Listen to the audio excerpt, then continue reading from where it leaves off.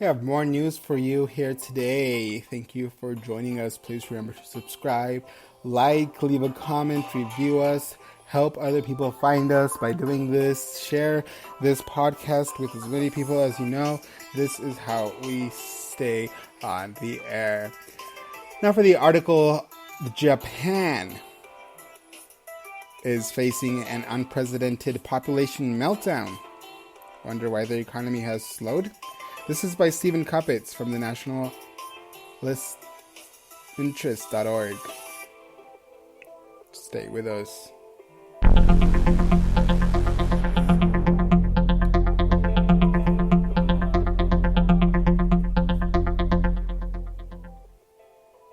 Demographics are also a key driver of the national budget. Japan has run hefty national budget deficits for the last quarter century. The country's working age population peaked in the late 1990s and has been falling since. With a decline in its workforce, Japan's GDP growth also declined, and this appears in turn to have led to lower domestic interest rates. At the same time, Japan's elderly population has been soaring. Given fewer workers, more retirees, and lower interest rates, the Japanese government decided to load up on a debt as the path of least resistance.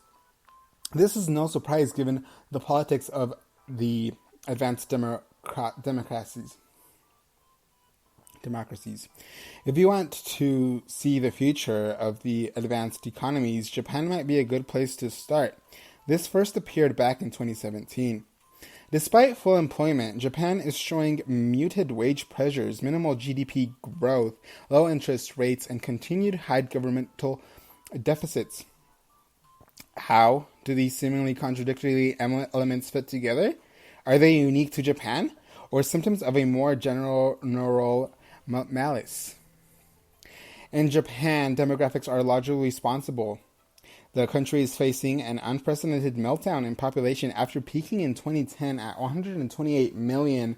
The country's population has eased back to 126 million and will continue to decline. Its population is set to shrink by 0.4% annually, with a decrease expected to accelerate to 1.0% annually by the 2040s. By 2050, Japan will have 23% fewer citizens. Not since the Great Plague of the Middle Ages have we seen population collapse of this magnitude, nor does it stop in mid-century. Demographers see current trends persisting to the end of the century when Japan's population falls to 50 million, already only 40% of its all-time high. In the medium term, not all age cohorts are similarly affected. Japan's 65-plus age group continues to increase, but increasingly it's already almost at steady state. The 75-plus age group continues to grow until the late 2020s. Most affected are the 14 and under the 15 to 65 age groups, the latter here being treated as the potential labor force. From 2017 to 2050, the 14 and under age cohort is forecast to fall by nearly 40%. The workforce 50 to 65 falls by 34% in the same period. Thus, not only is Japan's population declining, its workforce is declining much faster than the population as a whole. The loss of workers constrains GDP growth. In essence, the loss of workers offsets productivity gains such that Japan's GDP in 2050 will not be materially higher than it is today. Importantly, worker productivity gains are expected to continue at a reasonable pace, about 1.4% per year. The average Japanese worker continues to improve his productivity. That's not the problem. Nevertheless, the number of workers declines by 1.2% on average during the forecast period, with greater declines closer to 2050. Working smarter is negated by fewer people working. That's the problem. Thus, we should expect GDP in Japan in the coming decades to be stagnant, with periods of gains alternating with periods of and no visible trend in either direction, much as we've seen for the last 15 years or so. Importantly, a decline in Japan's GDP cannot be ambiguous in interpreted as a cynical downturn. It is as likely to be a function of demographics. The key number to watch will be GDP per worker, which will tell us more about the health of the Japanese economy than will GDP in aggregate. Japan does have certain hidden reserves. For example, an increase in senior employment, already high in Japan, would represent a modest hidden reserve of GDP growth. The employment to population ratio could also move up a bit, although this too is fairly high by OECD standards. Both these factors might make GDP growth a bit better than forecast, but probably not by much. Demographics are also a key driver of the national budget. Japan has run hefty national budget deficits for the last quarter century.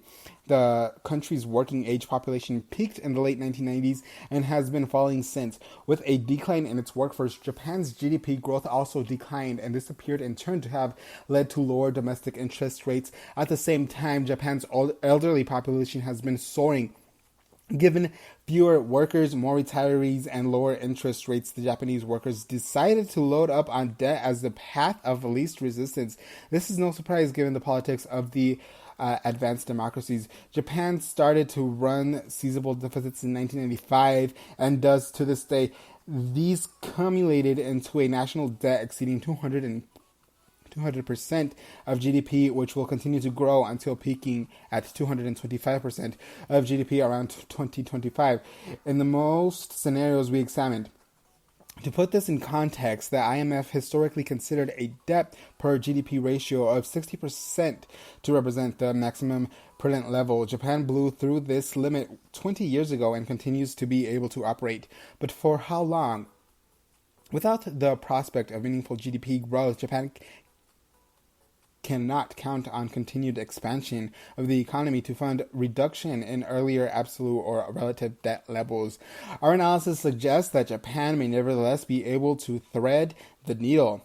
If real spending per dependent can be held flat in real terms, workers accept ongoing tax rate increases, and no international or external shocks hit the economy, Japan can muddle through. This would stabilize debt per GDP above 200%, but not much less than that. Neither taxpayers nor spending beneficiaries may be happy with this outcome or almost any of set policies the Japanese government could conjure. In the scenario above, real taxes per taxpayer would rise by 80% of the forecast horizon, and the economy not growing at all in aggregate. In addition, the government would have to hold real spending per beneficiary effectively flat for 35 years and longer if over-the-horizon projections were to be included. Will Japan taxpayers, who are already heavily taxed, accept another 15% rise in tax rates? And will beneficiaries accept no real increase in benefits for decades? Will the internal stresses on Japan's citizens prove manageable, not only for a year or two, but for generations to come?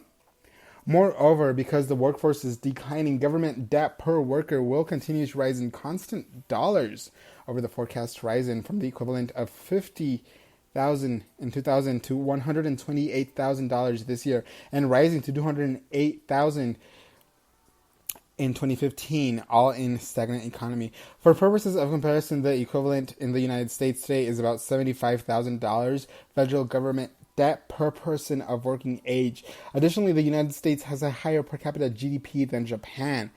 Even in the best case scenario, Tokyo will require extraordinary and enduring forbearance from the population.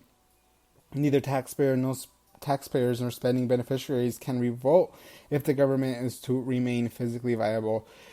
It is easier to foresee it all going bad. Any portion of society, either the quote makers, end quote, or the quote takers, end quote, might find the necessary social compact unacceptable and might turn to a populist leadership offering easy solutions like debt default, money printing, or any variety of destructive policies which look appealing on the surface but are counterproductive in practice.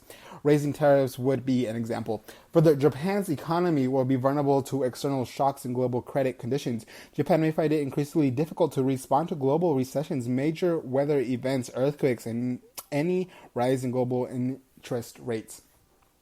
At 1 percentage point rise in interest rates would imply an increase in Japan's government's outlays of 2% GDP if all debt were refinanced promptly. Without economic growth as a cushion, the adjustment would have to come in short order from the increased taxes or reduced spending. Japan could also prove vulnerable to international meddling. Even the cost of a small war could prove too much, and domestic constituents could prove amenable to the blandishments of populists backed by foreign powers trying to destabilize Japanese democracy. On the other hand, not all trends are negative. Unemployment should be minimal throughout the period, and wage gains should be solid. Real estate should be falling in value year after year, increasing the purchasing power of those with jobs. Moreover, older societies, and by 2015, the average Japanese will be well over 50 years of age or less, amenable to revolutionary promises.